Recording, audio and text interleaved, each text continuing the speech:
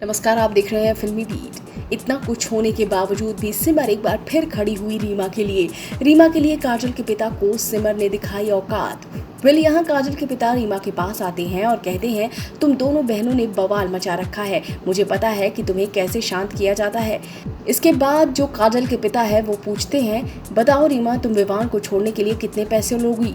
और फिर एक चेक काट कर कुछ इस तरह से डालते नजर आते हैं, जिसके बाद सिमर चुप नहीं रहती। सिमर खड़ी होती है रीमा के लिए और चेक को काजल के पिता के सामने कुछ इस तरह से फाड़ती है। ये देखकर विवान की माँ चित्रा और पापा शॉक्ड रह जाते हैं और फिर सिमर कहती है, आपको अपने पैसे पर बहुत घमंड है और सच है, आपके पास पैसे के अलावा कुछ भी नहीं। इसके बाद सिमर और रीमा में बहस होती है। इसके बाद भी रीमा सिमर को काफी सुनाती है। इसके साथ ही साथ सिमर को रीमा धक्का देकर निकाल भी देती है।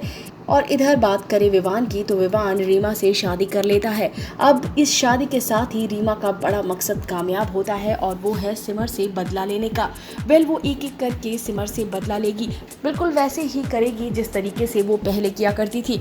अगर आपको याद हो तो रीमा शादी से पहले भी हमेशा ही सिमर को अपना हथियार बनाती थी। हर जगह सबसे आगे सिमर को खड़ा कर देती थी और हमेशा सिमर को ही डांट खिलवाती रहती थी। अब एक बार फिर वो ऐसा कुछ करने वाली है, लेकिन इस बार सिमर और रीमा का ये घर नहीं बल्कि ससुराल है और ससुराल में कुछ इस तरीके से सिमर को वो डाउन करती नजर आने वाली है। हालांकि रीमा और सिमर ससुराल में देवरानी जेठानी रहेंगे, लेकिन फिर भी यहाँ पर जो रीमा है वो सिमर को खरी खोटी सुनाती रहेगी। तो वहीं पर अब सिमर को भी देखना काफी इंटरेस्टिंग होगा, क्योंकि सिमर अपने लिए स्टैंड लेना शुरू कर चुकी है और सबके सामने जो दब कर रहती थी अब सबके सामने खुलकर बोलती है और साथ ही आरव का भी उसे मिल रहा है साथ। इस वीडियो में बस इतना ही।